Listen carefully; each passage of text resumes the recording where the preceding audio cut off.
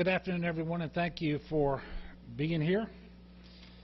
And I do hope and pray that this press conference finds you well wherever you might be tuning in from.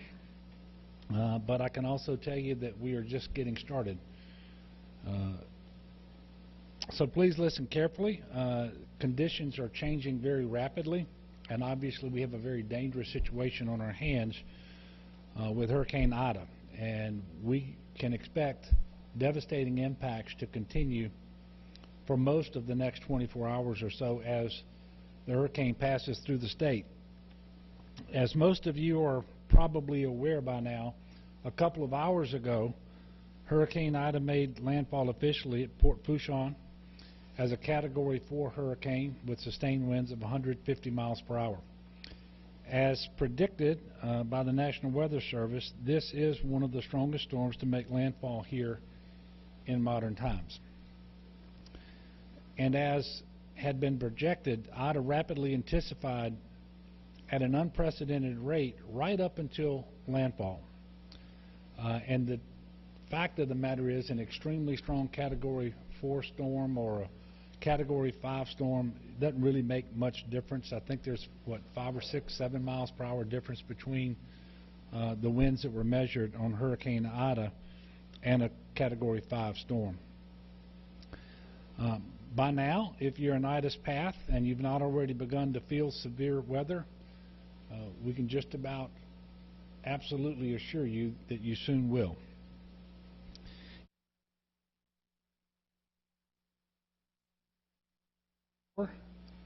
A place possible in your home, some interior space, and then please make it your business to stay there until the danger passes. And because of the possibility that severe winds will damage your home, it is a good idea to have a mattress nearby that you can use to put over yourself and other family members to protect you from any falling debris. We urge you not to be tempted to go outside, to take a look and start sightseeing, and for goodness sake, don't drive around right now. It just isn't worth it.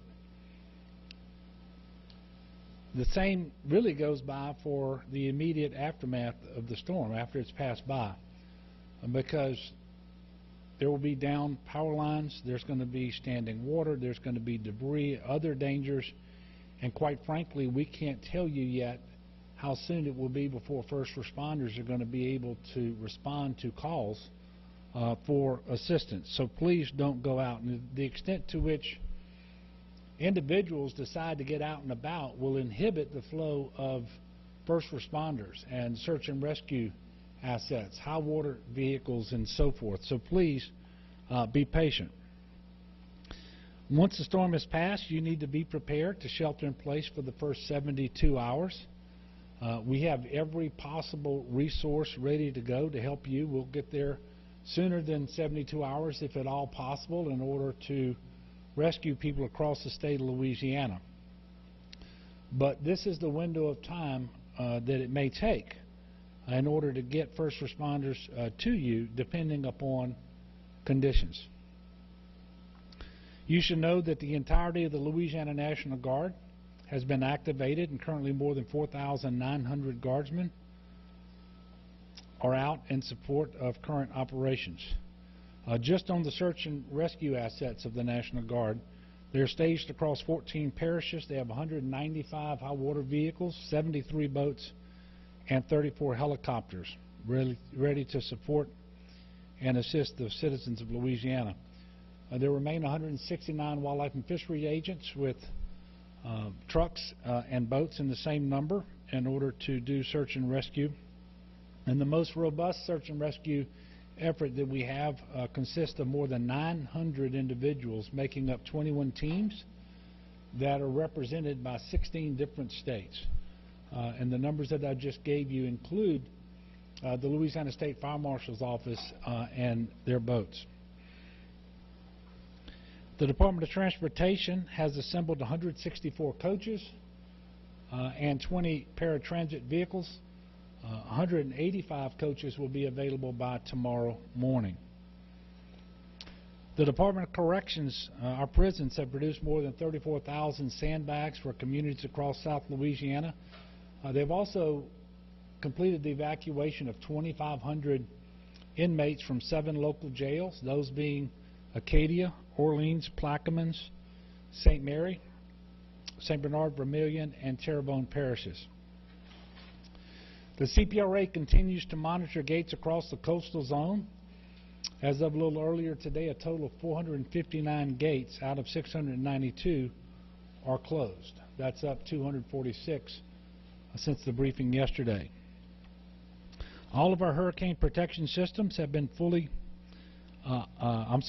completely closed, and all structures are fully operational at this time. As late as this morning, additional protection measures were being undertaken by levee districts such as the South Lafourche Levee District. They actually completed sheet pile and sandbagging operations to address low areas ahead of the storm. Based on the hurricane track and the wind, rain, and surge forecast for the remainder of the hurricane, the CPRA is anticipating some overtopping of the southeast portions of the LaRose to Golden Meadow levee system, non-federal back levees around Middle Grove and Alliance in Plaquemines Parish, and non-federal levees in Lower St. Bernard Parish as well. And obviously overtopping is concerning, but I want to make sure that everybody understands overtopping and levee failure are not the same thing. And a levee failure can be much more catastrophic, and so they are not the same thing. Obviously, we're going to continue to monitor this flood protection system. I can tell you right now, we do not anticipate any overtopping of the Mississippi River levees or overtopping of the levees in the hurricane risk reduction system around the greater New Orleans area. Clearly, you've seen the reports, and up until a short while ago, I was able to look at live video feeds. There are very significant storm surge impacts around Port Fourchon and Grand Isle, as well as in Plaquemines Parish near Point Lahash and Braithwaite. CPRA has pre-staged pumps throughout southeast Louisiana and will deploy flood fighting assets to coastal parishes in need of dewatering as soon as it is safe to do so. This is obviously a very fluid situation. It is rapidly changing, and that's why everyone needs to stay abreast by listening to news and following the guidance from your local officials. Really, nobody in southeast Louisiana should be out on the roads, but if travel becomes absolutely necessary after the storm, please proceed with extreme caution. There will be hazards out there that you may experience before any law enforcement or DOTD personnel or anybody else may be able to get to first and warn you about it. This is especially true of debris, downed power lines, and standing water. Please check 511la.org for road closures, and please don't drive through standing water. That's how we lose an awful lot of people after storms. Many parishes are announcing curfews as we speak, so all Louisianans should follow the directives of their local leaders, which are obviously designed to keep us all safe. And the conditions vary by parish, and they have different considerations in mind. And so please honor these curfews and avoid needless risk to your own safety and that of your family. And please, again, keep streets clear for emergency responders. If you have evacuated, don't be tempted tomorrow to return before you know that it is okay for you to do so. Please contact your Office of Emergency Preparedness or monitor any announcements that they have as to whether it is the right time for you to return. The last count that I had shortly before coming over here is we have 1,542 individuals being sheltered across the state. That is in at least 23 different shelters. The vast majority of those are being operated by parishes. Obviously, we expect this number to increase throughout the day and potentially in the days to come as people discover that their homes are no longer habitable. For the latest shelter information, text LA Shelter to 898-211, or you can call 211. Heed the guidance of local officials. Local officials will have the most up-to-date shelter information for a specific area or parish. As we have mentioned several times before, if you lose electricity and you decide to use a generator, it is imperative that you follow the instructions from the manufacturer. Please make sure that generator is well away from your home in a well-ventilated area. It should not be inside, shouldn't be in a garage or a crawl space, under a window or a vent. And on occasion, you'll need to refuel the generator. Please make sure that you allow it to cool off for at least 20 minutes before doing so. In closing, and before I take some questions, there is no doubt that the coming days and weeks are going to be extremely difficult for our state. And many, many people are going to be tested in ways that we can only imagine today. But I can also tell you that as a state, we've never been more prepared. Again, all the models that we've seen from the Army Corps of Engineers and from our own CPRA show that the Hurricane Storm Damage Risk Reduction System will hold and perform as intended. Will it be tested? Yes. But it was built for this moment. I have a tremendous amount of confidence in the team that we've assembled at the state level, all the local officials and first responders and our federal partners. And by the way, I want to thank FEMA Regional Administrator Tony Robinson from coming out of Texas to embed with us here. And I can tell you that a short while ago I had a call with Administrator Criswell of FEMA in Washington, and she is very closely watching what's happening here, coordinating with us, and already has various things en route so that we can employ them just as soon as possible, things like generators and so forth. And so I have a tremendous amount of confidence in our team, all the state and local officials and our federal partners, but I want you to know I also have confidence in the people of Louisiana. They always continue to inspire me with their goodness and their decency and their generosity, and I know that they're going to do everything they can to protect themselves and their families and their neighbors, especially those who may have special needs. Maybe they're elderly, so forth. Please make sure that you check on them and stay safe. And I know it may not seem this way right now for many people out there across our state, but there is always light after darkness, and I can assure you we're going to get through this. And I do invite everyone to offer up a prayer for our state, for the people of our state, that we get through this just as soon as possible and in the best possible shape with the least loss of life. You know, property is replaceable. Lives are not. So that is obviously our first order of priority. So I'm going to stop there and take a few questions, and please feel free to direct your questions to any of the people that we have assembled here. And depending on what you ask me, I may ask them to come up and answer the question anyway. Yes?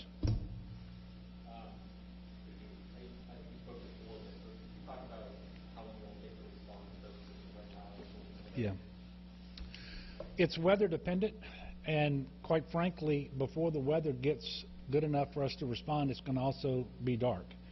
So what I can tell you is our expectation is that we will be ready at first light tomorrow morning to go out to those areas that we know already have received the most damaging impacts from the storm, principally wind and storm surge. You mentioned Grand Isle. I can tell you that the video that I've seen and the reports that I've received are just tremendous amounts of storm surge there and wind damage. The good news is, you know, I hesitate to give you a figure, but something like 98% of Grand Isle evacuated.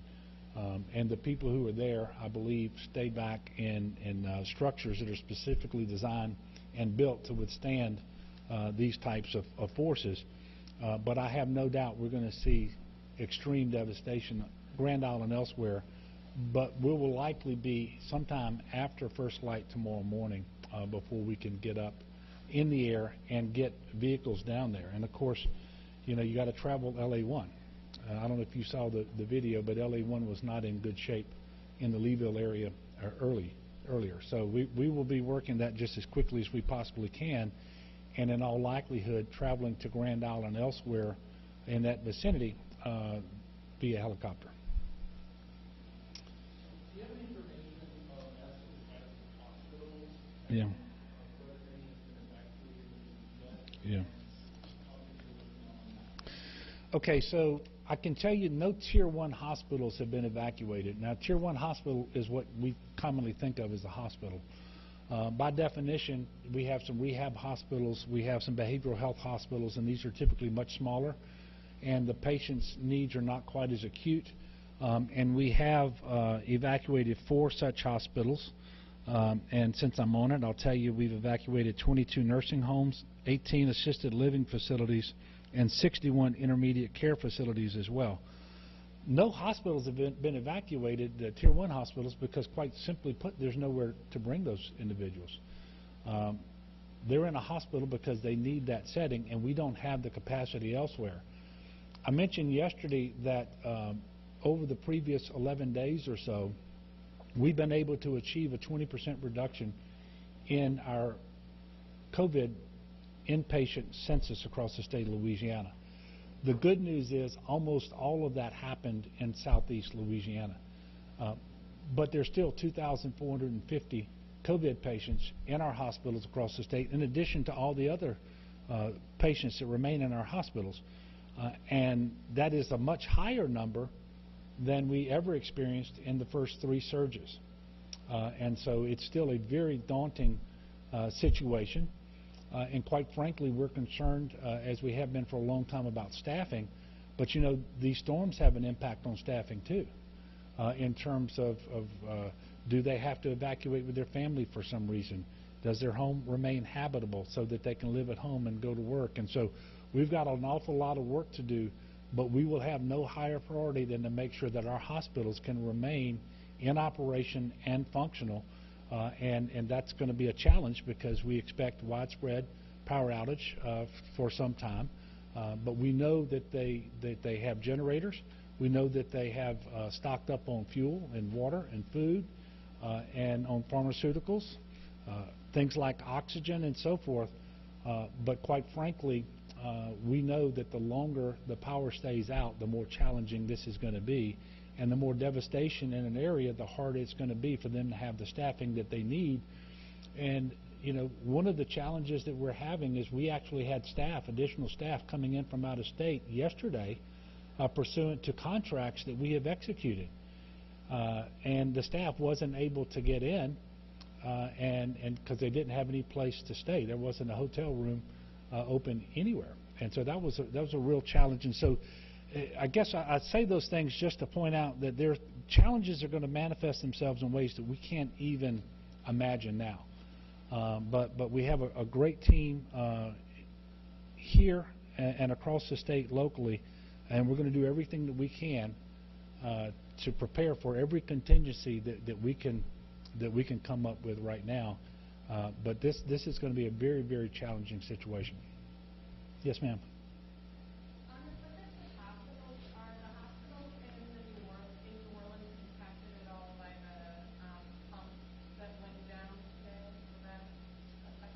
I'm sorry, about the what that went down? Oh, yeah. We have not received any word that any of the hospitals are having any challenges at the moment. And I can tell you, I had a conversation with many of the CEOs of the largest hospitals. They really felt like that they were more prepared than they probably have ever been for a hurricane. But that doesn't mean that they won't have significant challenges. But as I stand here before you, I have not heard that there's any situation with respect to those hospitals because of any pumps or power issues. Can you clarify, were the hospital workers that couldn't get in, were they supposed to come because of the hurricane or because No. of COVID? No, they were just COVID-19 surge staff that we had contracted with. To come down, and we're still going to get them, but what happened is the vendor actually had to turn around and send them home, and they're going to come down a little bit later. again, that just adds to the challenges. Yes, sir. Are there any areas that you evacuate as much as you want to Yeah. do that you're searching at? You know, it's a little too early to know that. Clearly, the areas that needed to evacuate the most were those closest to the coast, outside protection systems, and really those inside protection systems that are not built to the same standard, for example, as the hurricane and storm risk reduction system.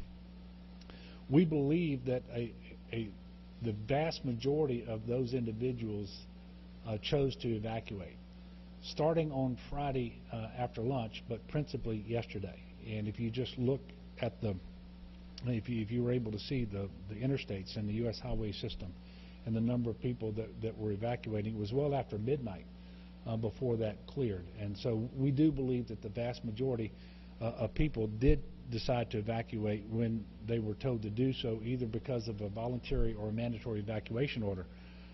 But I'm under no illusion that everybody did that.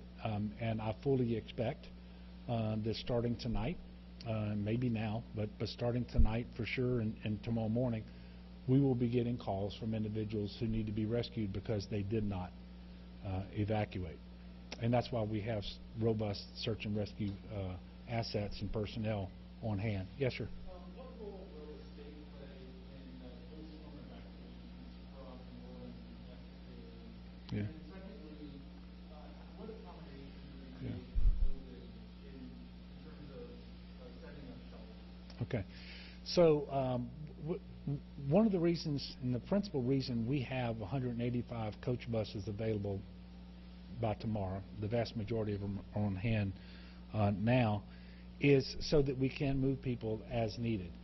And so when individuals, and this is not just true for New Orleans, but anywhere in the state of Louisiana, if they cannot stay at home and they don't have a place where they can go with a neighbor or a relative or a friend or whatever, then they're going to need transportation perhaps in order to get to a place where they can stay. It could be a shelter, as you just mentioned. And that's the role of these buses if they don't have the ability to transport themselves. And so we are already coordinating with all of our offices of emergency preparedness, and that includes Orleans Parish, in order to be able to do that. And we have a pretty sophisticated way of doing it, and you know, you figure out which areas, either because of standing water or a lot of destruction because of the wind and so forth, need to be evacuated. And really you get a great feel for that when you start the search and rescue operations, and you move those people to what we call a lily pad, and you can do that from the high water vehicles or from the boats and so forth. From there you move them by bus, and you're going to move them. We can't identify those places today. I mean, we've got them set up and organized, but where you go to will depend on where you're moving from, and we're going to have these buses available in order to do that. Now, with respect to COVID-19, it presents special challenges at our shelters. And I've mentioned this before. You don't want to conduct sheltering in large open rooms any more than is absolutely necessary because of the transmission of COVID. This is especially true now because 100% of the cases of COVID in Louisiana are attributable to the Delta variant, which is highly transmissible. And we know that. We've been dealing with this variant now for many, many weeks. And so we will do more at the shelters in terms of cleaning. Mask usage is obviously it's subject to the statewide mask mandate, and it will be strictly enforced. We're going to have more distance between family groups. Now, the challenge there is that greatly reduces the capacity in your shelters. And then we will move to non-congregant sheltering just as quickly as we are able to do so. And principally there, what we're talking about are hotels. Now, that's not quite as easy as it was, and it was never easy before, because hotels have many more people in them today. But right now, we have a lot of individuals who've gone to hotels first. And then hopefully they're going to have homes that they can go home to tomorrow. And if they don't, then we're going to start sheltering them. And those individuals who have to be moved out of their homes, we will start sheltering them as well. We will use congregant sheltering at first, but only to the degree necessary, and we will transition to non-congregant sheltering just as we were able to do so. Yes, sir. You explain, for folks who, the storm impact over this night, why certain rescue operations or other operations can't be until Well, because you have dangerous conditions out there for first responders. You can't operate these vessels in these boats, for example, in hurricane conditions. You can't operate these high water vehicles in hurricane conditions. And it doesn't help anyone to dispatch first responders on a call if you're actually going to cause the first responder to be in a very bad situation in terms of either getting hurt or killed or just being stuck, where they then have to either ride it out there or you send somebody else. So this is why we tell people you've got to be prepared to stay for the first 72 hours on your own. I hope and pray, and we're going to work extremely hard to make sure nobody has to stay in their home for 72 hours after they need rescuing, but everyone should be prepared to do that, because we can't tell you when the conditions are going to be favorable enough for us to be able to get out, how many people are ahead of you on that list, and so forth. So please do everything you can to stay safe. Follow all the instructions that I've been talking about. You can look at the Weather Channel and local news, and everybody's putting out the same information. We just need people to do that, and we're going to work as hard as we can to rescue those individuals starting tomorrow. But nobody should be expecting that tonight a first responder is going to be able to answer a call for help. Yes, ma'am. Can you say how much the congregate shelter, you said there's a reduction in the capacity, but can you give a reference of how much? And do you guys have a number in terms of contracts you have for hotels or where you might? Yeah. I don't believe we have a contract for hotels yet. Now, we have been talking to hotels. We know where the vacancies are, and we know which hotels are interested in entering into a contractual relationship with the state. And we've been doing that all over the state. As far as shelters, the total capacity of the 23 shelters that are open is 10,322. And as I mentioned, I think there are only about 1,400 people at shelters right now. So there's a good way to go on the existing capacity, but those capacity numbers reflect the diminished capacity because of the distancing requirements of COVID. And we have contingencies in place to very quickly open additional congregant shelters as necessary. So we're going to grow that capacity even more. But no matter what we do, we intend to, as quickly as possible, transition away from congregant sheltering and into non-congregant sheltering. Okay, so one more question? Okay, go ahead. The storm made landfall, it's working its way across South Louisiana. What's your biggest concern here right now? Yeah. Well, look, my biggest concern is probably the same as the vast majority of people of Louisiana. Just how destructive is this storm going to be? How many lives are going to be turned upside down because of damage to their homes and their places of business? But principally, it's how many lives are we going to lose, both as a direct result of the storm and an indirect result of people not being safety conscious as they use their generators or start to clean up, or if they get impatient and start to drive before they should. These are the things that typically result in more deaths than the storm, and it includes heat exhaustion, especially if you don't have an air conditioner to cool your home and you're out working and you're not accustomed to that kind of work in the heat. Then you can succumb to heat exhaustion. I think we lost 9 individuals last year for that.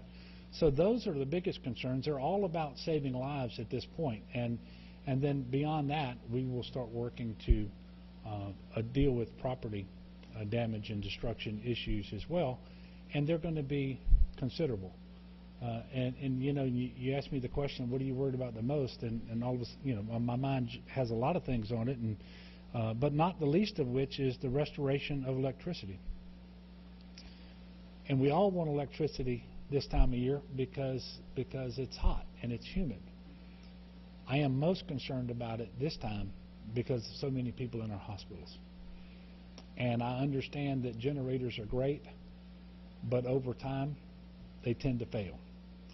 And so getting the power restored quickly, but having prioritized restoration so that your most critical needs are restored first is going to be really, really important. And until we can make that happen, and by the way, there may be 30,000 linemen available in the state of Louisiana to restore power after this storm. I don't know that we've ever had that number before. But prioritizing their work is going to be critically important, and making sure that we can quickly respond with additional generators and maintenance and so forth and fuel between now and then, so that those hospitals and other critical assets that are under generator power, if their generator goes down, we're very able to quickly get that power back on. And we're talking about hospitals, but dialysis centers are incredibly important as well. And dialysis requires an awful lot of water, and so your water systems can't go down. And we've had recent experience with this, right? It was Laura and Delta last year. The winter storm as well knocked water systems out, and you really have a very difficult time at that point just delivering basic service for people who have the most critical needs, like dialysis. And there's an intersection between people who need dialysis and people who are especially vulnerable to COVID too. And so, you know, making sure we can continue to do all the monoclonal antibody infusions, because that is one of the best tools that we have in order to prevent people from needing a hospital bed after they contract COVID and become symptomatic. And so we have to have a very robust effort, and you can't allow it to be interrupted unduly and for too long after the storm. So we're going to have to stand that back up. There are more things than I have time to go over, and as it happens, we're going back to GoSep now, because we're going to sit around the table and we're going to spend hours trying to identify every contingency that we believe may be applicable on those most important missions that the state has, which is principally life-saving in the immediate response to the storm. Was there anything that anybody over there wanted to add before we close out? Well, again, thank you all for continuing to cover this. We have a long ways to go, both as this storm continues to move through our state, but also in the days and likely the weeks to come.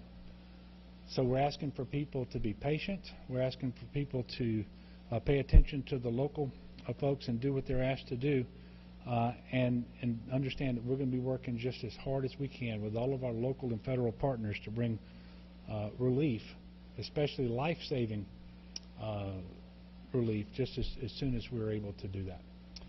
I don't know when I'll be speaking to you all next. Christina, do we have? Okay. We will let you know. And tomorrow I'm hoping that we can get up in the air and go travel around, visit with people, and get our eyes on exactly what the damage is. And that's one of the reasons we're not going to schedule a press briefing tomorrow, but we may likely have one. But you'll be told what time and the location of that later. So thank you. Let's continue to pray for one another and be good neighbors. Hands